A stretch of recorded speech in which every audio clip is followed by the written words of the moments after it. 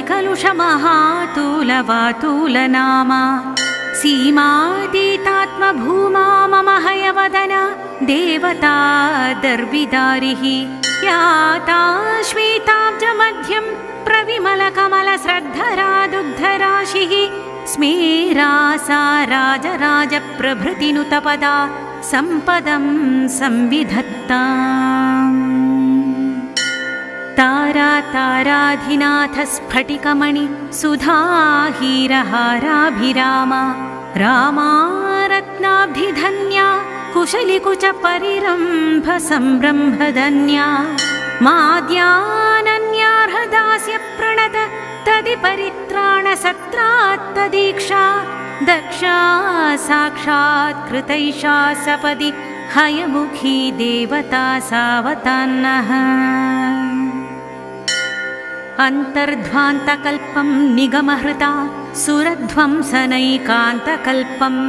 कल्याणानां गुणानां जलधिम् अभिननमद्बान्धवं सैन्धवास्यं शुभ्रां शुभ्राजमानं दधतमरिदरे पुस्तकं हस्तकञ्जैः भद्रां व्याख्यानमुद्रामपि हृदि शरणं यामतारं सदारम् वन्दे तं देवमाद्यं नमदमरमहारत्नकोटिरकोटि वाटी निर्यत्ननिर्यद्घृणिगणमसृणीभूत पादांशुजातं श्रीमद्रामानुजार्य श्रुतिशिखर गुरुब्रह्मतन्त्रस्वतन्त्रैः पूज्यं प्राज्यं सभाज्यं कलिरिपु गुरुभिः शश्वदश्वोत्तमाङ्गम् विद्याहृद्यानवद्या यदनघ करुणासारप्रसारप्रसादा धीराधारा धरायामजनि जनिमतां तापनिर्वापयित्री श्रीकृष्णब्रह्मतन्त्रादिमपदकलिजित् संयमीन्द्रार्चितं तद्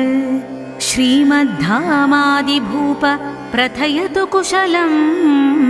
श्रीहयग्रीवनाम ज्ञानानन्दामलात्मा कलिकलुषमहातूलवातूलनामा सीमातीतात्मभूमा मम हयवदन देवता दर्विदारिः याता श्वेताब्जमध्यं प्रविमलकमलश्रद्धरा दुग्धराशिः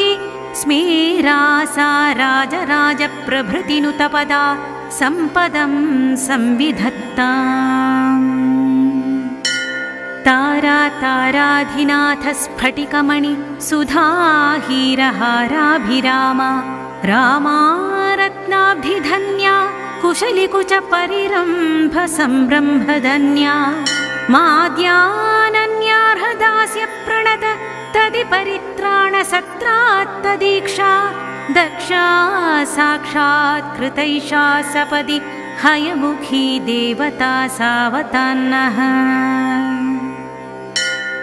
अन्तर्ध्वान्तकल्पं निगमहृता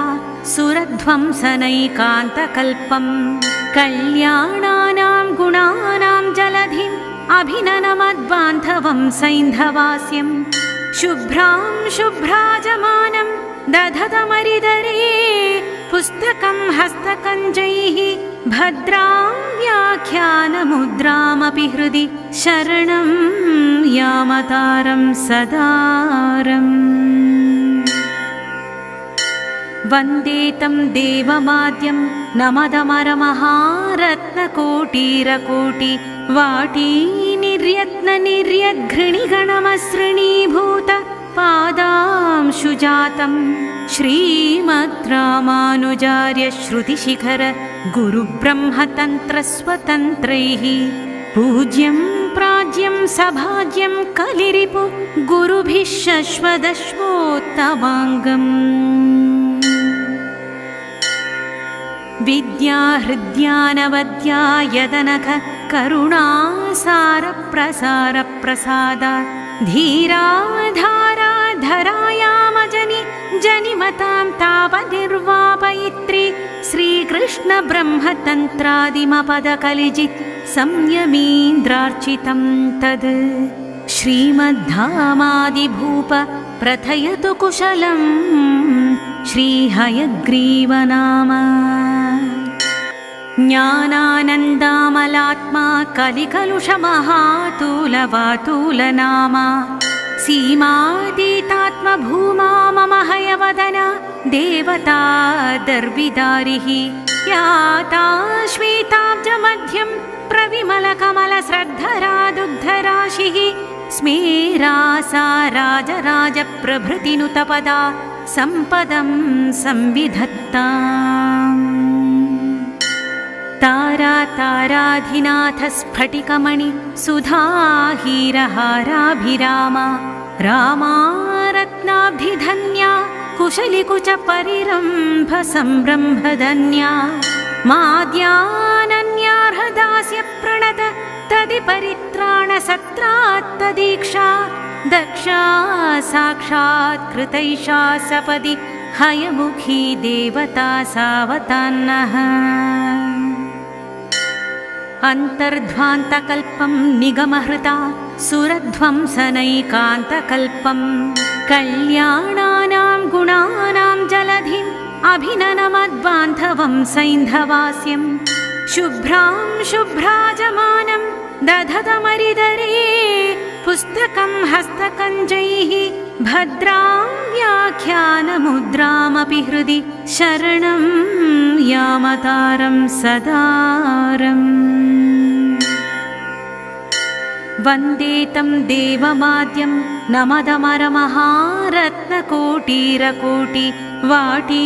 निर्यत्ननिर्यद्घृणिगणमसृणीभूत पादांशुजातं श्रीमद्रामानुजार्य श्रुतिशिखर गुरुब्रह्मतन्त्रस्वतन्त्रैः पूज्यं प्राज्यं सभाज्यं कलिरिपु गुरुभिः शश्वदश्वोत्तमाङ्गम्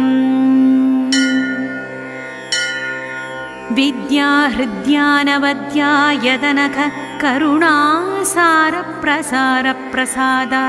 धीराधाराधरायामजनि जनिमतां तापनिर्वापयित्री श्रीकृष्णब्रह्मतन्त्रादिमपदकलिजित् संयमीन्द्रार्चितं तद् श्रीमद्धामादिभूप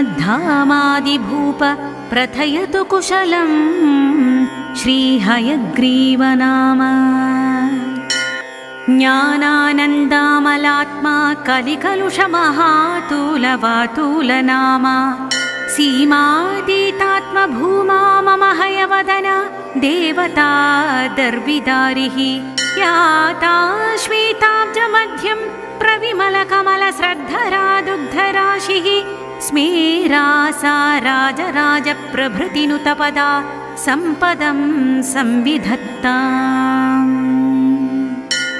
ताराताराधिनाथस्फटिकमणि सुधाहीरहाराभिरामा रामा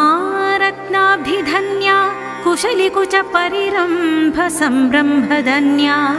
माद्यानन्यार्हदास्य प्रणत तदिपरित्राणसत्रात्तदीक्षा दक्षा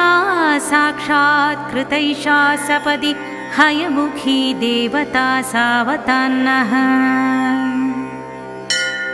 अन्तर्ध्वान्तकल्पं निगमहृता सुरध्वंसनैकान्तकल्पं कल्याणानां गुणानां जलधिम् अभिननमद्बान्धवं सैन्धवास्यं शुभ्रां शुभ्राजमानं दधतमरिदरे पुस्तकं हस्तकञ्जैः भद्रां व्याख्यानमुद्रामपि हृदि शरणं यामतारं सदारम् वन्दे तं देवमाद्यं नमदमरमहारत्नकोटिरकोटि वाटी निर्यत्ननिर्यद्घृणिगणमसृणीभूत पादांशुजातं श्रीमद्रामानुजार्य श्रुतिशिखर गुरुब्रह्मतन्त्रस्वतन्त्रैः पूज्यं प्राज्यं सभाज्यं कलिरिपु गुरुभिः शश्वदश्वोत्तमाङ्गम् विद्याहृद्यानवद्या यदनघ करुणासारप्रसारप्रसाद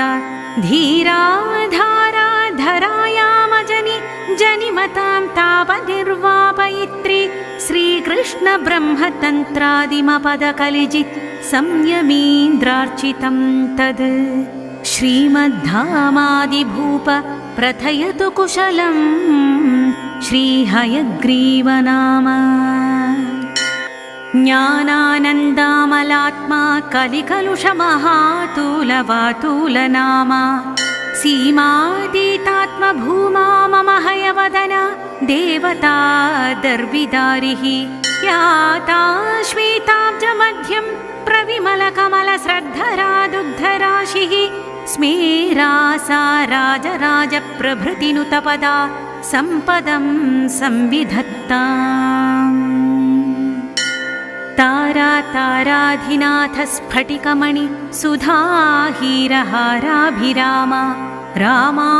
रत्नाब्धिधन्या कुशलिकुचपरिरम्भ संरम्भधन्या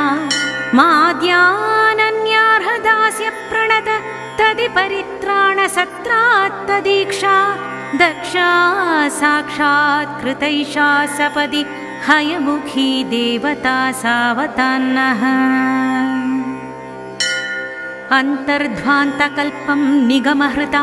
सुरध्वंसनैकान्तकल्पं कल्याणानां गुणानां जलधिम् अभिननमद्बान्धवं सैन्धवास्यं शुभ्रां शुभ्राजमानं दधतमरिदरे पुस्तकं हस्तकञ्जैः भद्रां व्याख्यानमुद्रामपि हृदि शरणं यामतारं सदारम् वन्दे तं देवमाद्यं नमदमरमहारत्नकोटिरकोटि वाटी निर्यत्ननिर्यद्घृणिगणमसृणीभूत पादांशुजातं श्रीमद्रामानुजार्य श्रुतिशिखर गुरुब्रह्मतन्त्रस्वतन्त्रैः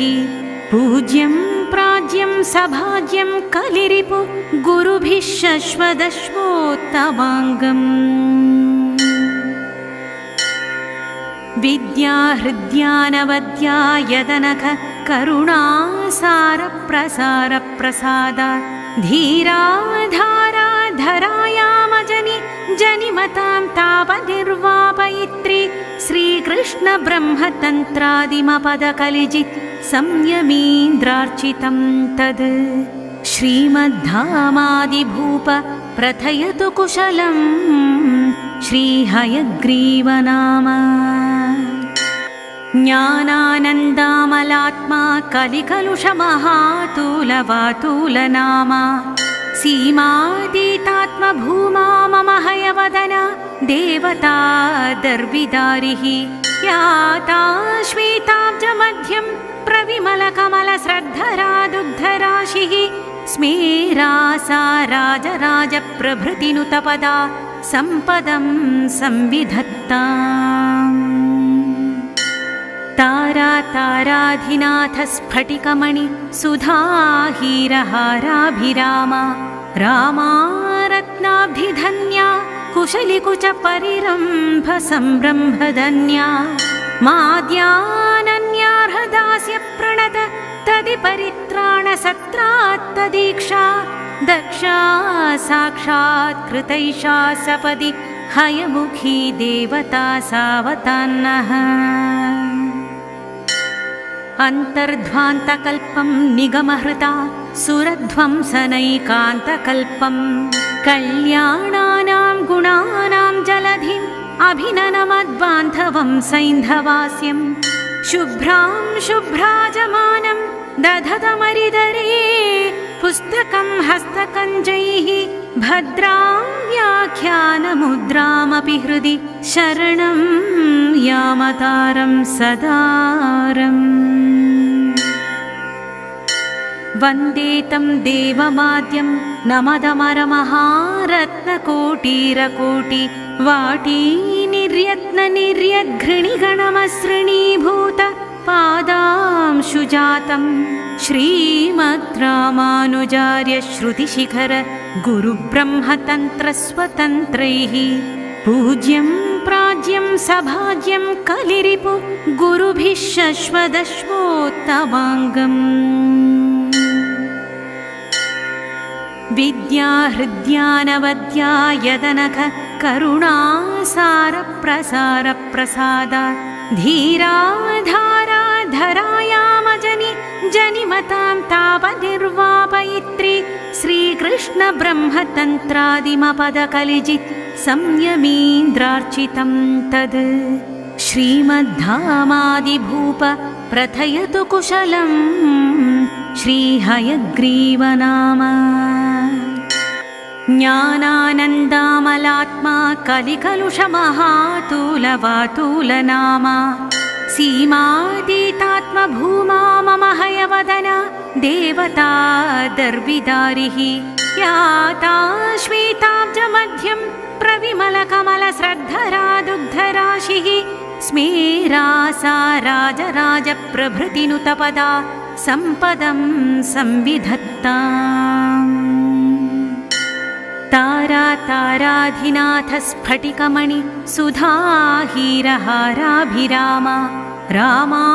रत्नाब्धिधन्या कुशलिकुचपरिरम्भ संरम्भधन्या माद्यानन्यार्हदास्य प्रणत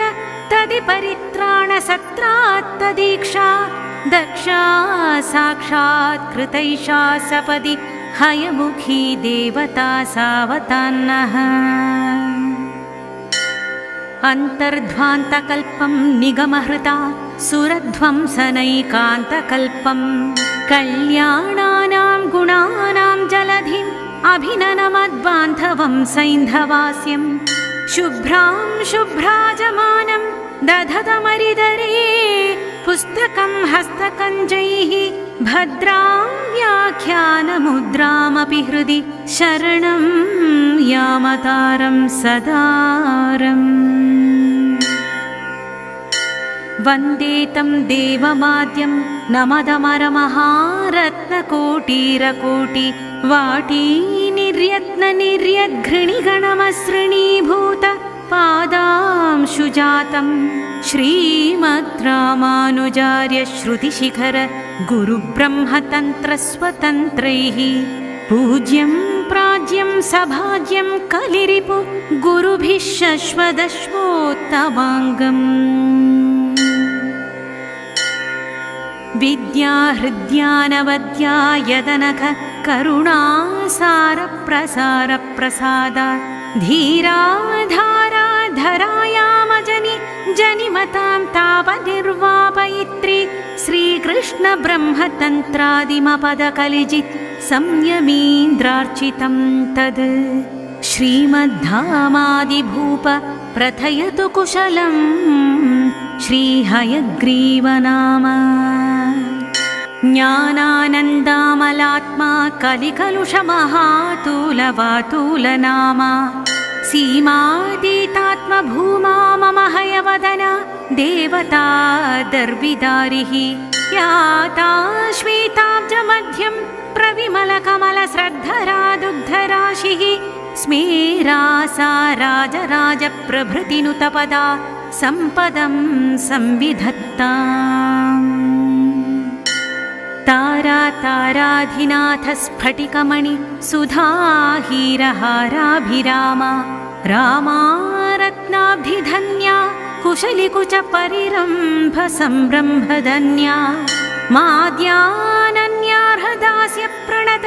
तदिपरित्राणसत्रात्तदीक्षा दक्षा साक्षात् कृतैषा सपदि हयमुखी देवता सावतान्नः अन्तर्ध्वान्तकल्पं निगमहृता सुरध्वंसनैकान्तकल्पं कल्याणानां गुणानां जलधिम् अभिननमद्बान्धवं सैन्धवास्यं शुभ्रां शुभ्राजमानं दधतमरिदरे पुस्तकं हस्तकञ्जैः भद्रां व्याख्यानमुद्रामपि हृदि शरणं यामतारं सदारम्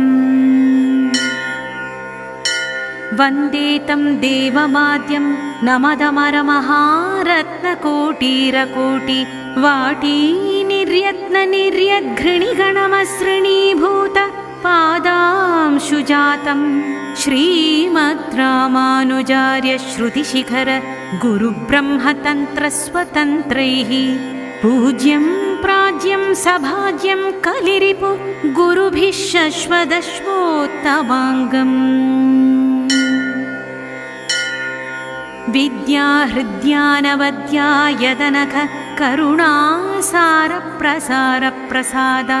धीराधाराधरायामजनि जनिमतां तापनिर्वापयित्री श्रीकृष्णब्रह्मतन्त्रादिमपदकलिजित् संयमीन्द्रार्चितं तद् श्रीमद्धामादिभूप प्रथयतु कुशलं श्रीहयग्रीवनाम इति श्रीलक्ष्मीहयग्रीवपञ्चरत्नं सम्पूर्णम्।